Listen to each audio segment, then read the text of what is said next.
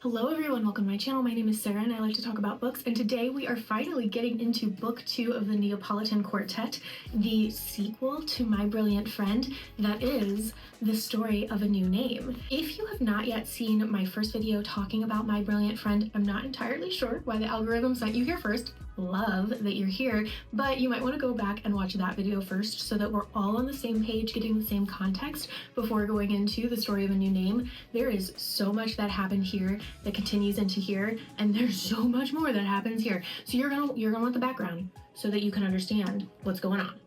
Just saying. Now, if you did watch that video already, at the end of the video where I talk about My Brilliant Friend, I gave some predictions on what I thought was going to happen in The Story of a New Name. And yes, I'm going to continue to juggle these books around. That looks crazy. Okay, but I gave some predictions of what I thought was going to happen in The Story of a New Name. I think Leela is going to be confronted with some more dissolving margins as it relates to her own husband, and kind of seeing that love that she has dissolve, what marriage is going to look like for her with a man who I foresee ending up being more violent.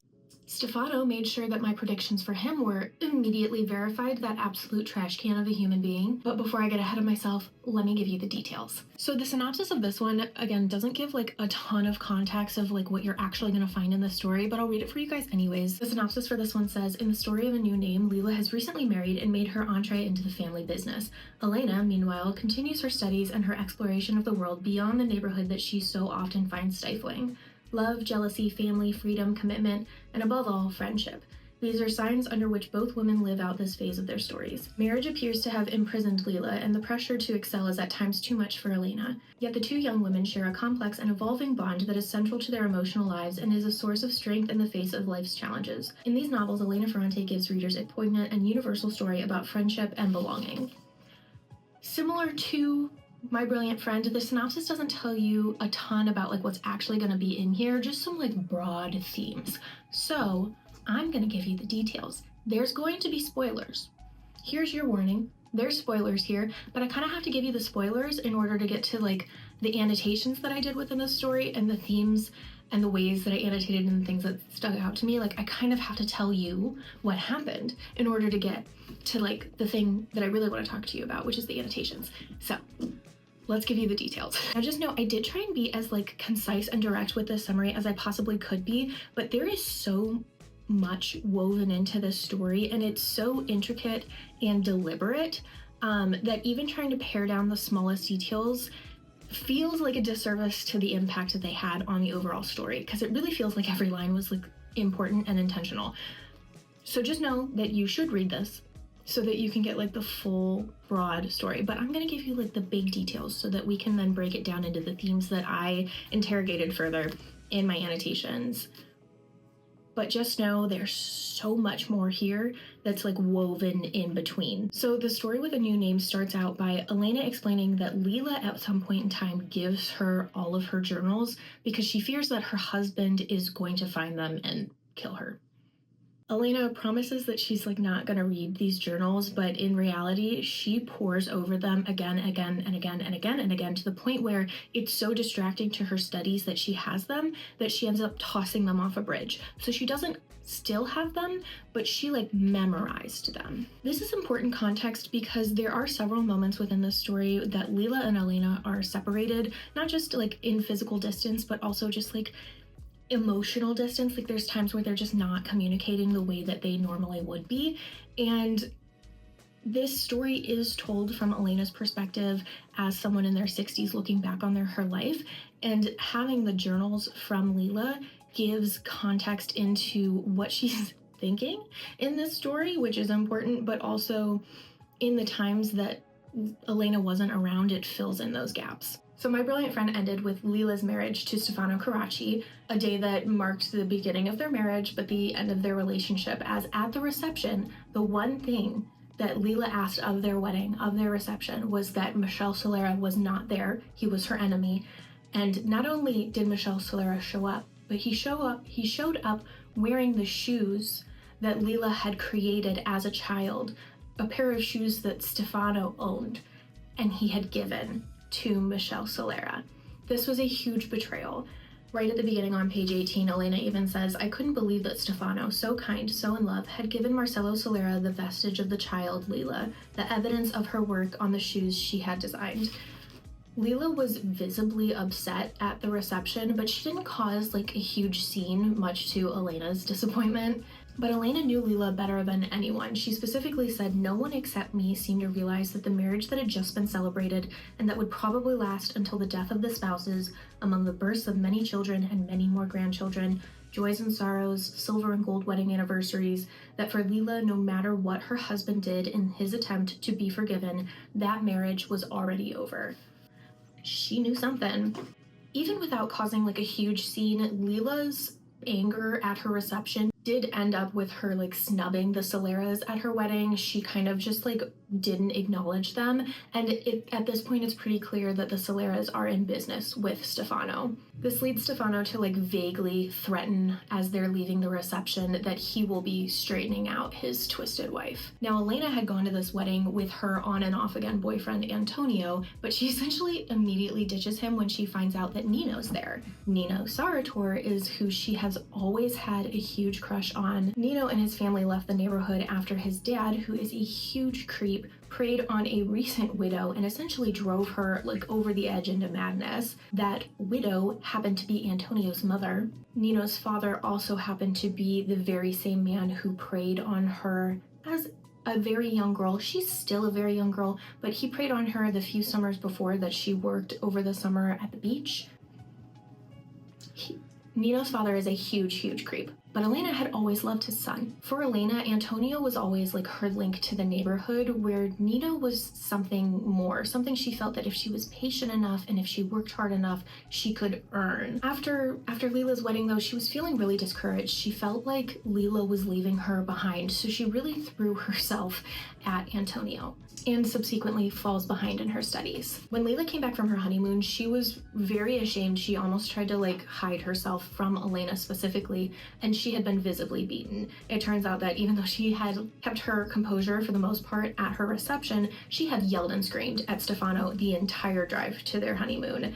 Stefano did not take this well. He struck her in the face and said, "See what you've made me do? See how you go too far? See how you go too far." He said, "See how you go too far." This is the beginning of a pattern of abuse where Stefano gets violent with Lila and then blames her. Not uncommon, but hard to read, hard to witness. Stefano and Lila end up having a physically and sexually violent relationship. Unfortunately, that was not surprising, but it starts on their honeymoon and sets the tone for the rest of their relationship. Lila has no one on her side other than Elena, and at this stage in their lives, they both need each other. Lila obviously needs support with her abusive husband. Elena needs support getting back on track with her studies, and Lila recognizes that she can help Elena. She provides a space in her home for Elena to study that's quiet, that has everything that she needs. And Lila also wants to just keep Elena close, so that works out really well for the two of them. So Elena begins going to Lila's house after school and studying at Lila's place. When Lila eventually gets her wedding photos back from the photographer, her and Elena go through them together, and one of the photos has Nino in it. And Lila looks at her and she's like, "Hey, isn't that the guy that kissed you over that summer?" And she was like, "Yes, that's him." When Elena confirms that, like, yes, that was him, Lila tries to dissuade her and is like, "That is not who you should be going for. You should be going for Antonio. He is much better." Lila specifically says Nino is skinny, ugly, and most of all, really arrogant. Elena tells Lila, like, she disagrees. She thinks he's really attractive. He's really smart. And like, she says that ultimately he's out of her reach. She used to like him, but she doesn't anymore. And in her mind, she's thinking the entire time, I'm probably gonna love that man. Even if I end up marrying somebody else, he's gonna be with me in my heart until the day that I die. So dramatic, so teenage girl. Like, I love that so much. The wedding photos also include this gorgeous portrait of Lila on her wedding day. A portrait that the dressmaker that she bought the dress from requested a copy of, and that dressmaker ended up putting it in the storefront as like advertisement for their store. The men immediately make them take it down, but they're like, hey, that's a great thought. We should blow this up and put it in the like upscale shoe shop that they are planning on putting in like a more upscale part of town. It was the Soleras who wanted to use her portrait in that shop, and her husband is like, no, you are not doing that. Lila knows it's only a matter of time before Stefano caves to the Soleras and tells them that yes, they can use her portrait. Lila knows she's not going to get a say in the matter, so instead she negotiates that she can change the portrait as she likes. She ends up like overlaying fabrics and cutting it and slicing it and putting like paint over top of it, and she essentially erases herself from the portrait and paints it in tones of purples and blues and gives the painting a bruised effect. And they use that in their upscale shoe shop instead of the classic portrait of her on her wedding day. Months into their marriage, and Stefano has continued to beat Lila at any form of transgression. Lila is absolutely miserable, and Stefano is moping that she hasn't gotten pregnant yet. She's very young. She's still a teenager at this point in time. She's working and she's getting beaten regularly. Can't imagine why that can't sustain life. She has suffered several lost pregnancies at this point. So they take her to the doctor and they're like, why hasn't she gotten pregnant yet? People are blaming her for not getting pregnant. The doctor reminds them she is very, very young. Her body is not ready yet. She needs to get stronger. She needs time. So he recommends for her to go to the beach over the summer, spend her time swimming in the water, getting stronger, and then trying again. So it was decided that Lila's mother, her sister-in-law, who is also pregnant, Lila, and Elena would go to the beach over the summer, and that the husbands would come and visit them on the weekends. Elena was roped into that whole thing because Lila needed support. Lila needed a friend, and so instead of working her summer job, Lila pays Elena to come with her. Elena was uncertain on whether or not she was gonna go, but she remembered that Nino vacations in Ishika over the summer. She tells Lila, if we go to Ishika, I will come with you. And what do you know, the girls did end up running into Nino and his friend Bruno at the beach like the first week that they're there. The five of them became fast friends. It was Elena, Lila, Lila's sister-in-law, Panukia. She's pregnant. And then there's Bruno and Nino. They ended up meeting daily at the beach and they started getting into some habits. Around noon every day, Panukia would want like some fresh coconut, so her and Bruno would go for a walk to go get her some. And Lila and Nino liked to swim like way out into the ocean. They went way farther than Elena was comfortable with. So she let them go off on their own to swim, and she usually hung out on the beach, reading, studying. So you see, these pieces have all been placed to bring about a sort of very specific type of trouble. Panukia ends up convincing her husband that she needs to go home early because after a few weeks, she is afraid. She's very afraid because she's starting to get very dangerous feelings for Bruno. She is falling in love with that man and she's terrified. So she convinces her husband that she needs to go home. They weren't the only ones that started catching feelings though, because Lila and Nino also began an affair, one that pained Elena greatly. She suffered in silence, but it hurt. So Panukia leaves, and with her absence, Bruno starts to get really bold with Lila. He starts trying to make moves on Lila, and she is blatantly uninterested.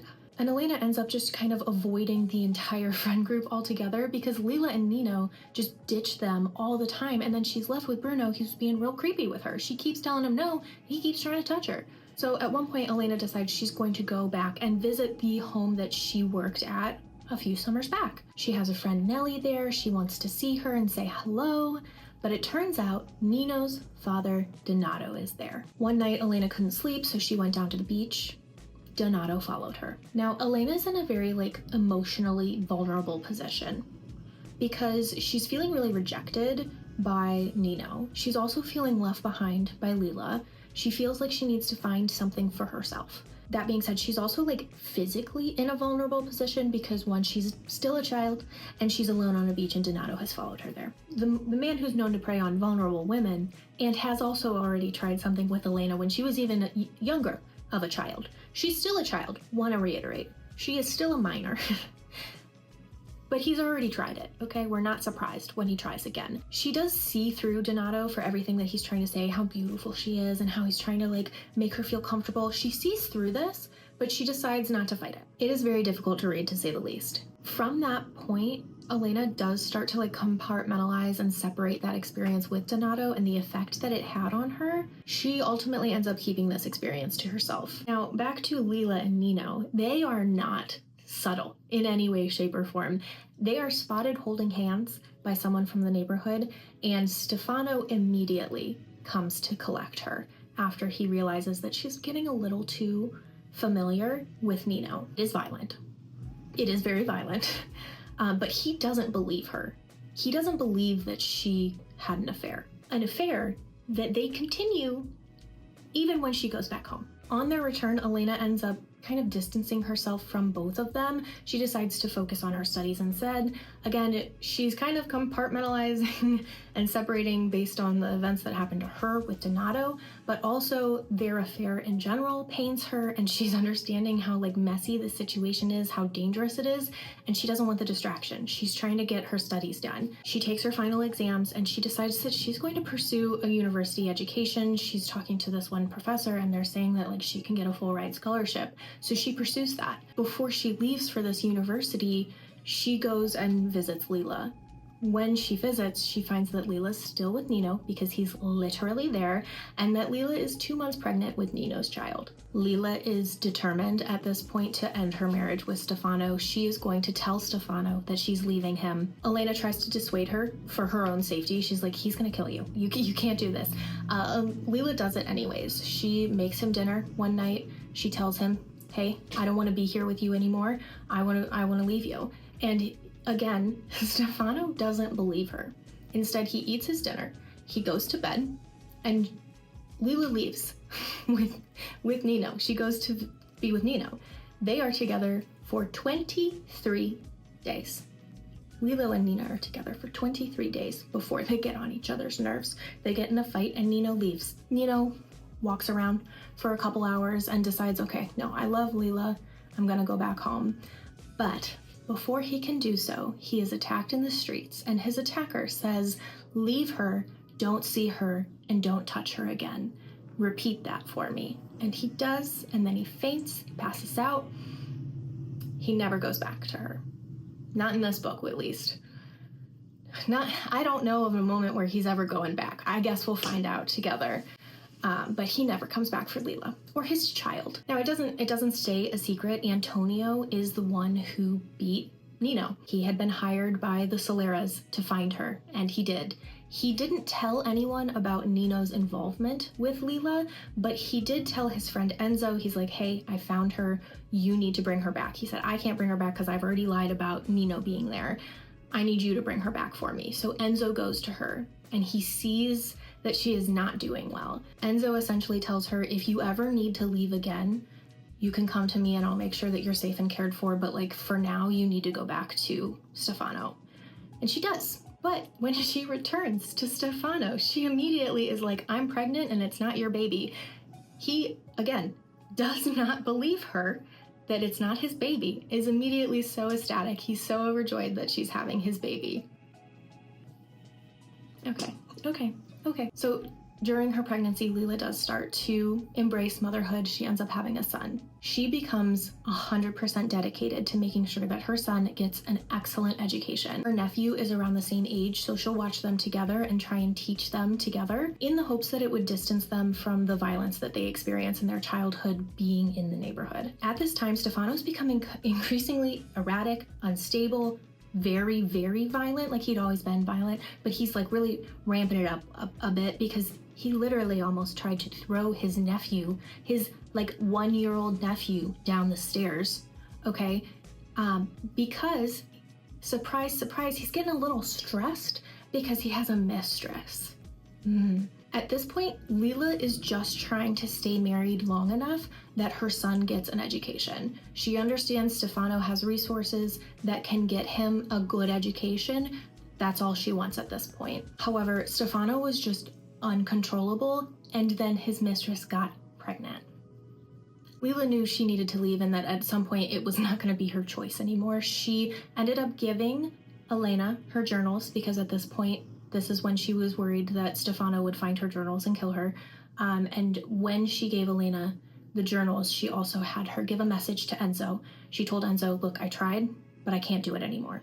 And Enzo came and got her. During this time, Elena started at university. Now, Elena's time at university is entirely her own. She does not have much communication at all with Lila. She almost immediately finds like a wealthy boyfriend who takes care of her, and she's also, again, very dedicated to her studies, so it gains her a lot of respect with the other students and the professors. However, her very wealthy boyfriend ends up failing out, and when he's gone, she realizes that her proximity to him gained her a lot of advantage with everyone, and now that he's gone, now they're kind of looking at her differently. They are now very open about the fact that they knew that she was going to his rooms at night and they knew what she was doing. So now she's got a bit of this like reputation.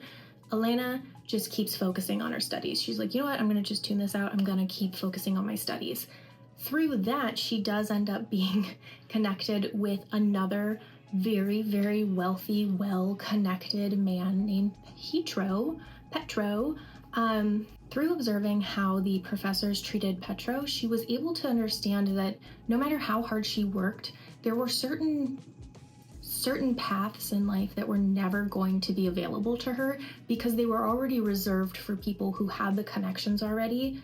Those paths were already predetermined and she wasn't on them. So she gets really dejected and she ends up coming into a bit of a slump when finishing her thesis. In the midst of that slump, one day she sits down and she just starts writing. She writes the Neapolitan Quartet, or at least up to this point, she writes her story. It's on page 433. She said, "One morning I bought a graph paper notebook and I began to write in the third person about what had happened to me that night on the beach near Barno. Then, still in third person, I wrote about what happened to me in Ishka. Then I wrote a little about Naples and the neighborhood. Then I changed names and places and situations. Then I imagined a dark force crouching in the life of the protagonist, an entity that had the capacity to wield the world around her, with the colors of the flame of a blowtorch. A blue-violet dome where everything went well for her, shooting sparks, but that soon came apart, breaking up into meaningless gray fragments. I spent 20 days writing this story, a period during which I saw no one. I went out only to eat. Finally, I reread some pages. I didn't like them, and I forgot about it. But I found that I was calmer, as if the shame had passed from me to the notebook. I went back into the world. I quickly finished my thesis. I saw Petro again." Her and Petro ended up getting engaged after they graduated from university. And at that dinner celebrating, she gave him her story. He gave it to his mother, and she liked it so much she passed it along to a publisher who wanted to publish it.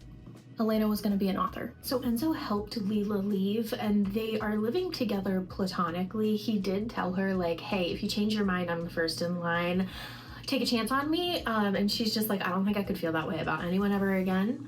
But noted. They're living together. He's working, like, essentially around the clock. So is she. They've got a neighbor that kind of takes care of Lila's kid whenever she can, but Lila's working at a meat packing factory that Bruno and his family run, and Bruno is known to be like the biggest piece of shit that runs the place. Like, essentially he preys on all of the women who work there. And it is a notoriously terrible place to work. Elena ends up seeking Lila out again. You know, she wanted to reach out again anyways because she's having this book that's getting published, but then their old school teacher passes away and she is given the copy of The Blue Fairy that her teacher had kept. And The Blue Fairy is a book that Lila and her wrote together as children. On page 455, Elena says, "Only at the end, however, did I admit what I had understood after a few lines. Lila's childish pages were the secret heart of my book. Anyone who wanted to know what gave it warmth and what the origin was of the strong but invisible thread that joined the sentences would have to go back to that child's packet. 10 notebook pages. The rusty pen, the brightly colored cover, the title, not even a signature." Elena finds this book and knows immediately she needs to tell Lila. She needs to give this book back to Lila and tell her the impact that it had on Elena and her writing. And now that she's being published, like, she needs to tell her. So Elena goes to Lila. She travels all day to get to her and then realizes she's not at her apartment. So then she has to go to the meat packing factory that she works at, and she like manages to not sneak her way in, but they kind of like let her pass. And so she sees the conditions that Lila's working in. She sees that she's like kind of being like pushed around at her job. It's clearly not a very good place to be. And Lila's trying to like save face. She's trying to make it seem like not so bad, like she's totally in control of what's going on. And Elena tells her, like, she gives her the book and she's like, look what I found, look how incredible this is, like the story was so good and it stands up to the test of time, like it's still incredible and it helped me inspire my writing and my book that's going to get published. And Leela claims she has no idea what this book is. She claims she doesn't remember, she's never seen it before, she doesn't remember at all. And Elena kind of knows like that's not true, but she's not trying to push it too hard. She knows that Leela's in like a really vulnerable position. So instead they're like, you know what, like you're clearly really busy, let's meet up again soon, like I miss you so much, let's see each other again soon. And as Elena was leaving, she turns around and she sees Leela throw the blue fairy into the fire pit and she burns it.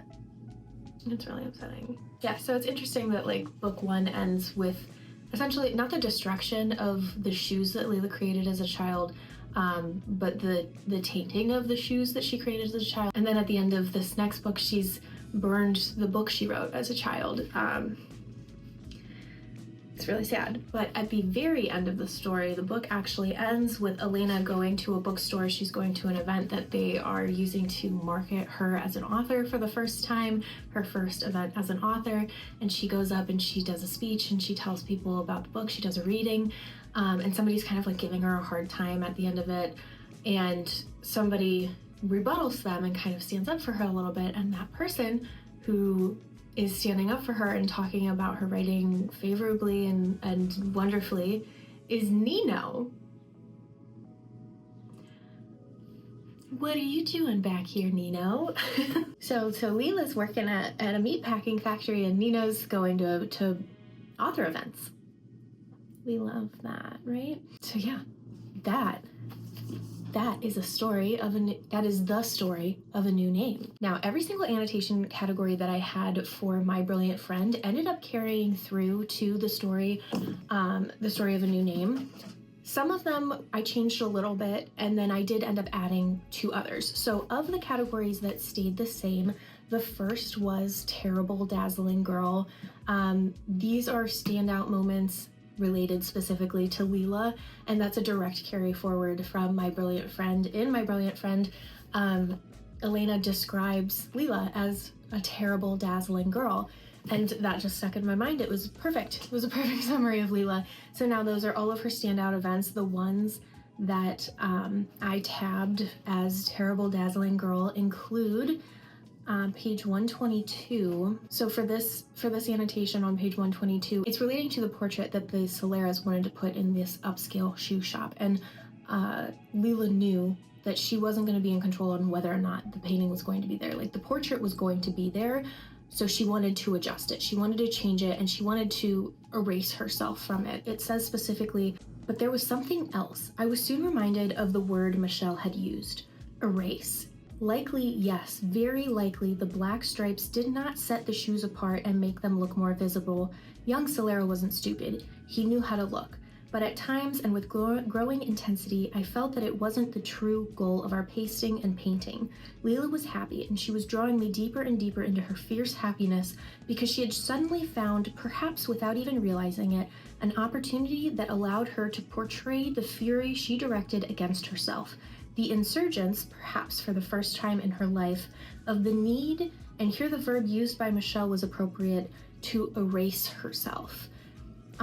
Essentially any moment where it kind of calls back to that like initial inciting incident in My Brilliant Friend where Leela's missing, she's gone without a trace, she has erased herself successfully, which is what prompts Elena to start writing the Neapolitan Quartet. I don't know how much of this is in the book that Elena ends up publishing at the end of A Story with a New Name.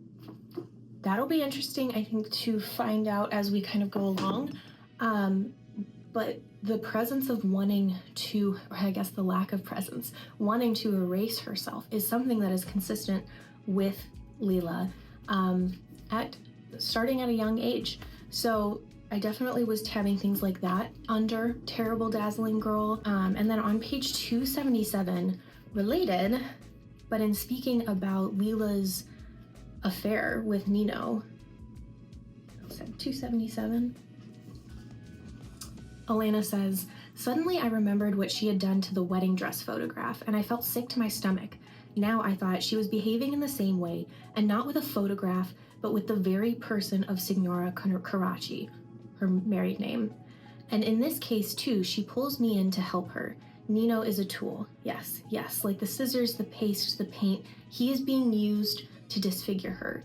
Toward what terrible act is she driving me, and why do I let myself be driven? This is one of the things that I love so much about Elena Ferrante and her writing style, is that she has woven together these small details that paint such an incredible portrait. But then she'll also have Elena, the character, come out and make these connections as well to reinforce that, like, everything that she's doing intentionally, and it never feels forced. It never feels as though she, like, doesn't trust the reader to make those connections themselves. It feels very natural to the narrative that we're reading.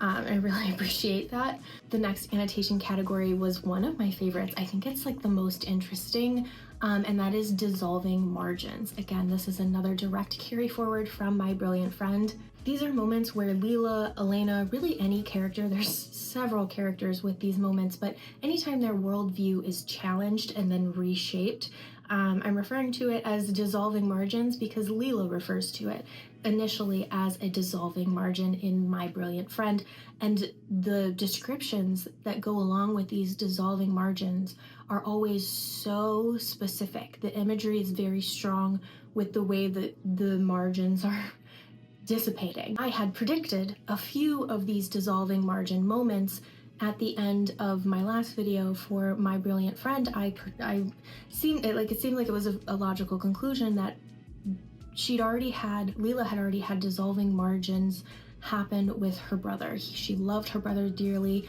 He started to become violent. She saw a shift. She saw a reshaping. His margins dissolved, and she saw him in a new light.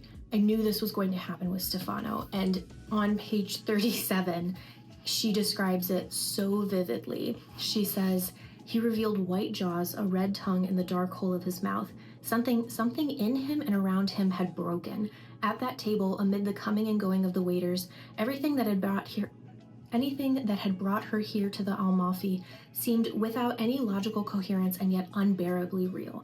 Thus, while the face of that unrecognizable being lighted up at the idea that the storm had passed, that she had understood his reasons, that she had accepted them, that he could finally talk to her about his big plans, she suddenly had the idea of stealing a knife from the table to stick it in his throat when, in the room, he tried to deflower her." This was right at the beginning of their honeymoon, right after they left, after the first time that he beat her. The impact is almost immediate. The margins dissolve. She doesn't stab him, though he'd deserve it, that's for sure. And then similarly on page 355, another reference to the same instances, but just it notes a fear in general of Leela's that says that people, even more than things, lost their boundaries and overflowed into shapelessness is what most frightened Leela in the course of her life. The loss of those boundaries in her brother, whom she loved more than anyone in her family, had frightened her, and the disintegration of Stefano in the passage from fiancé to husband terrified her. There are several other moments of dissolving margins that are outside of Leela's experience. Elena experiences them herself, particularly in her experience with Donato. Antonio also experiences moments of dissolving margins. There are several. Another example would be Elena with her university. She has a dream during her university right towards the end when she's getting ready to finalize her thesis, where she wants to continue with her education, get a PhD, and continue studying. And her teacher just kind of looks at her like, "That's not for you." He doesn't say it in those words, but kind of redirects her in a very obvious way that Elena was able to see through as like, "Oh, those opportunities aren't for me. I'm meant to be a teacher next. Like, I'm not meant to continue on. I'm meant to come back and teach those who have more privilege than I do." And that is a dissolving margin moment for her as well. I thought that was one of the most like interesting annotation categories. I'm kind of obsessed with it. I'm really excited to see how that continues into the next book. But the next annotation category that I had was continuous game of exchanges and reversals. Again, another direct carry forward from My Brilliant Friend. They also describe it as a cruel game of mirrors, the relationship between Elena and Leela, and how they are constantly going back and forth. It seems like one is always trying to be better than the other, but not wanting to leave them too far behind. And it seems that once one is starting to gain a little bit of traction, the other naturally falls behind. In a cruel game of mirror, in a continuous game of exchanges and reversals. This causes a bit of a gap between the girls as they grow older and really are able to observe it in a more clear light. On page 97, the toll that this starts to take, we see it come through. And when I saw Leela again, I realized immediately that she felt bad and tended to make me feel bad too. Reiterated again on 286. And this is Nella speaking. She's the one who Leela stayed with over the summer. She says, I don't want to interfere in things that have nothing to do with me, but a glance is enough for me to judge people. Senora Lena knows that you are better than her, and so she does not love you the way you love her. And Elena kind of like laughs this off, but she says, since she was little, she had seemed like a devil, and she really was, but in a good way. Terrible dazzling girl. But then on back to page like 164, this one I have a lot of like quick examples of, but she said, it never occurred to me, as in fact it had on other occasions, that she had felt the need to humiliate me in order to endure her own humiliation. And then one more at 373, because I realized that these are all Leela focused, but Elena admits as well. Elena says, I felt a subtle pleasure at the idea that I knew more than she about the facts of her life, and that from what I knew, it was easy to deduce how little good it had done her to take Nino away from me. It goes both ways. They both feel very similarly about each other, but do want the other person to succeed. They just don't want to be left behind. So the next category, I shifted a little bit from My Brilliant Friend. In My Brilliant Friend, I had a category for before and after. The before focused mainly on anything that predated the war, as well as like mainly focused on the parents' fears, the parents' actions, the parents' beliefs. And then the after is anything post-war, the effects that the war had, the impact that it had on the children, and what the parents' fears, beliefs, and actions, how that flowed down and impacted their children. And My Brilliant Friend was really setting like the foundation and giving the backstory and the history of the neighborhood of the girls. So there was a lot of before and a little bit of the after. But in the story of A New Name, we're more focused on the girls growing into young adults. We're seeing more of the after, and because we were focused more on the after, I changed it from before and after to just inheritance. This story definitely focused more on how that history passed on to the girls, what the girls inherited from it, what those their age in the neighborhood inherited from their parents, how it infected them, how it impacted them and affected their worldview, for better or for worse. And with the shift between books, it felt necessary to shift my annotation name, even if the category kind of stayed consistent. So one of the first annotations that I have in this category relates to Stefano on the honeymoon on page 41, and this is right around the time of Leela's dissolving margin, but it says, Don Achille, Stefano's father, Don Achille was rising from the muck of the neighborhood, feeding on the living matter of his son. The father was cracking his skin, changing his gaze, exploding out of his body. His father, a known violent man who terrorized the neighborhood. Everyone lived in fear of him. Stefano is his son, and he is cracking through his face, exploding out of him. On page 377, this one is more related to Elena and her own fears of her mother. Elena has always feared that she would end up disfigured like her mother. And she says specifically on page 377, I thought of how I had been afraid of becoming like her, but luckily I had outdistanced her and she felt it and she resented me for it.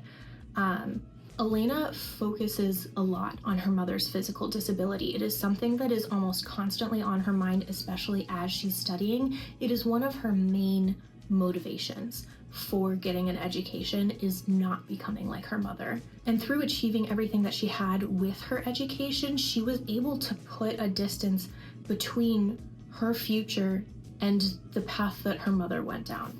She saw that her mom had very few options that were left to her because she lacked an education. Her mother is illiterate. Her mom can't really keep up with having conversations with her about the things that Elena wants to talk about, and she resents her for it. Elena works very hard to make sure that there are certain things she doesn't inherit from her mother, and that's a bit of inheritance in itself. Another annotation category that I carried over directly from My Brilliant Friend was to interrogate fear. This is something that the girls start doing together when they are very young. It starts the first instance when they climb the stairs to Don Akil's house to demand their dolls back, even though he definitely did not take them. But they went to the scariest man's house in the neighborhood and demanded that he give them their dolls back. And they, from there on, started facing their fears together. They did start having to address fears on their own, but at every instance that they can, they do it together. On page 117, when Leela knows that she's going to go to the Solera's shoe shop and negotiate and try and make it so that she can change her portrait, she says, she asked me to go with her that evening to Piazza di Martiri. There we would find the Soleras, Gigliola, Pinuccia, her brother. She wanted me to help her, support her, and I realized that what she had in mind would ferry her beyond her permanent war, a violent but conclusive outlet for the accumulated tensions, or a way of freeing her head, her body from pent-up energies. She sought out Elena to come with her because she needed support. They interrogated fears together. And then again on page 326, when Elena goes to leave Naples to go to university, she says, the first time I left Naples, left Campania, I discovered that I was afraid of everything. Going to university was Elena's first experience really facing fears on her own. There were also 2 new annotation categories that I ended up adding, but the first one is one that now that I've added it, I feel like I could go back to My Brilliant Friend and annotate it that way as well, because it definitely applies, and that is Anaxagoras. It's described on page 56 as the order that the intellect imposes on the chaos of things. That applies absolutely to My Brilliant Friend and certainly to the story of A New Name. Again, I feel like I could go back and annotate it as a new category in My Brilliant Friend for sure. The way that the girls seek education as a way to control their lives is present from the very beginning of this story. Elena has been able to continue on with her own education, and that is her own way of controlling her life and her future, is by continuing her own education. But Leela, who was forced to quit school at a young age, holds on to this idea that intellect controls chaos through educating her child. I feel like I've said this one before, but it bears repeating. On page 399, it says, in reference to Leela, it says, she kept repeating that if she had dedicated herself assiduously to every child in the neighborhood, in a generation, everything would change. There would no longer be the smart and the incompetent, the good and the bad. She understood the impact that education has on children and how it can break generational cycles. Elena also says on page 411, when she has her own dissolving margin at the university, when she realizes that there are privileges specifically that her boyfriend Pietro has because of his father's connections and the wealth he was born into, she realizes, she says, Professor Ariota was an immortal god who had given his children magical weapons before the battle. Those magical weapons being education and access to things that Elena would have never had access to and will never have access to, if we are to believe what happened in this story. Who knows? Maybe more doors open. The final annotation category that I used was the furies. Now this one I think is wholly new to the story of A New Name. I could potentially apply it to some of the older characters in My Brilliant Friend, but at least for Elena and Leela, this is new for them as they are getting older and going into their young adulthood. Elena here describes Leela and Nino as the Furies. She says, the Furies who indulge the happiness of today to feed the violence of tomorrow. Leela and Nino are certainly the most obvious example of the Furies in this story, but we also kind of see this with Panicula and Bruno, Stefano and his young grocery clerk Ada. And even outside of intimate relationships, we also kind of see this with Elena and her brief abandonment of studies. I obviously tabbed page 289 where it says the Furies who indulge the happiness of today to feed the violence of tomorrow. And then there was also an example on page 362 that I tabbed this way that I think is worthy of a call out. That is when the violence of tomorrow finally arrives for Nino, where it says, repeat, I was wrong, I will leave her. Nino repeated obediently, but his attacker did not stop. He fainted more out of fear than out of pain. The violence of tomorrow was inevitable, unfortunately, in this circumstance. Now that we have gone through all of my annotation categories, I would love to know how you guys annotated this story, if you did annotate this story, or how you would categorize it, because I feel like there are so many things you could focus on, so many different ways that you could annotate this story. I'd love to hear some of the examples that you guys used. But as far as predictions for book 3, those who leave and those who stay. The thing about Elena Ferrante in this series is that you're going to get some clues based off of the title. Those who leave and those who stay. To me, somebody really stands out when it comes to those who leave. And it is a certain somebody who is present at the end of the book. Nino is absolutely somebody who I think will leave, has left, and I think will continue to leave. Nino is very familiar with people, maybe overly familiar with people. He's casual with people's feelings. He, told Elena at one point in time, you're the woman I'm gonna marry someday, and then leaves. He has a girlfriend, but kisses Elena over the summer. And then the next summer, when they meet up again, he has this girlfriend. He's being very familiar with Elena, holding her hand. They're going on like solo dates together. Elena thinks he's gonna confess to her like, oh, I'm in love with you. And instead he tells her, I'm in love with Leela. And then he starts this whole affair with Leela. He is a womanizer like his father.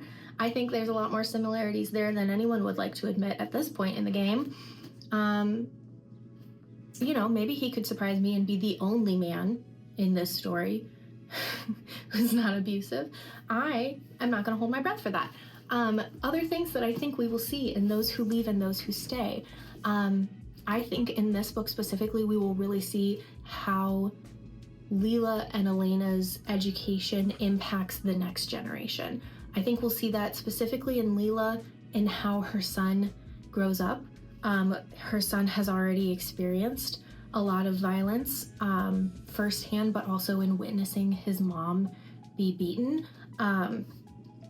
I think we will see the impact of that. We kind of already start to see it towards the end of the story in A New Name. It talks about him kind of acting out with other boys in the neighborhood being violent. I think we will continue to see that from him, especially with like how My Brilliant Friend started. Elena's not talking about Leela's son favorably, so I don't think it's going to go well for him. I also think we will see the impact on the next generation. I wouldn't be surprised if Elena ends up becoming a teacher in addition to publishing her novel. Through her teaching, I think we'll see the impact on other children in the generation below them, maybe children that don't have the violent background that they grew up in. I would hope that Elena is in a financial position and a societal position where she'd be able to help Leela. I just don't necessarily know if that's going to be the case. Based off of what was mentioned in My Brilliant Friend, I know Leela does not want to go away from the neighborhood. I think she will be brought back to the neighborhood rather quickly, in those who leave and those who stay. I think those who stay is going to be Leela staying in the neighborhood. I wouldn't be surprised if she was brought back to their neighborhood by the Soleras and the power that they hold. And Elena, she's getting out. I think she'll be one who leaves, but stays in spirit, you know? I think she's not going to leave Leela behind necessarily. I think she's going to try and support her in the way that she can, but I do think she's going to get out. So those are my thoughts on that, but really the only way I'm going to know if I'm right or not is by actually reading it. And I have been putting off this book so that I could get this video out, so I could get my thoughts out and not have them like influenced by already getting into this book. So this is way overdue. I'm so excited to get into this one.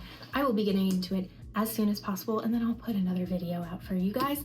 But mainly it's for me. I want to talk more about this series. So again, leave a comment below if you have annotated this series. I'd love to know your guys' thoughts on different themes in the story and just like talk more about the series because I'm obsessed with it. But if you are still here with me today, thank you so much for being here. I hope you have a beautiful, beautiful day. I'll see you guys next time. Mwah.